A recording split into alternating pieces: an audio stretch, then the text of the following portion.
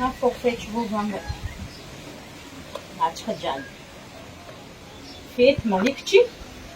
Tsisy manala pendelahary. Tsia zany eky e.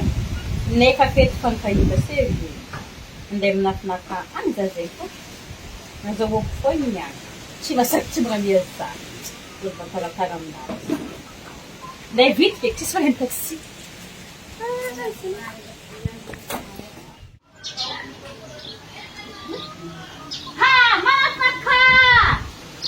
Karakory? Karakory bandeha? Ça va. Sery.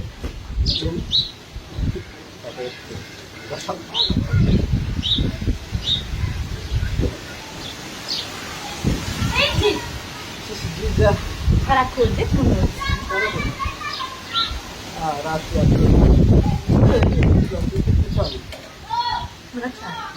Ça va? Ça va papone. Fety, hazy, vola, tsisy, chômage, manadima, fa 3 jours mihinam-bary meky fa tsisy ro ato. Aio ka manao merak Sery, hay. Avy amin'ny tanàna izy io niany fotoagna izy io andro tengy jiaby tokony fa niboroka ohatra zay. Mba tsy leranao ka ohatra zay vaza? Lera andro fa quelle heure fa 2 heures moins. Anao natazoboka rehefa fo 3 heures. Tsy raha ny fasambolako ne. Anao zay edy. Enty anareo. Le fasambola. Enty anareo zay. Ary anao mbola tsy miasa. Anareo iambe mipapasoasy aby mikôkôko amin'ny lalagna famono raha.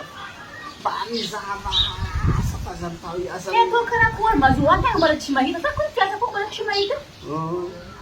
Tavandrato tongozy aby amin'ny lalagna.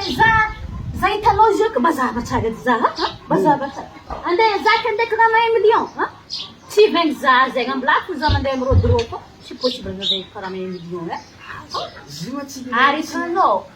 Zo iakaka igny tsisy manaraka. Veky loka iandro. Hitanao boka zegny ny fasal. Tsy moeloza. Tsy raha mety ato volango mafay. Za zio edy. Mafay, tsy raha mety feky. Katatoa. Allô? Anao la oska kendrika? Hay, anao mafay. Ya, ça va? Anao tsisy radiana anao. Tsy.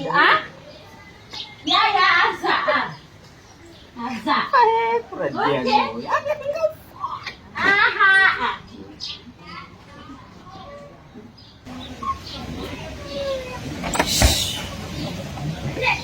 Tsy naomby tetiky nakà.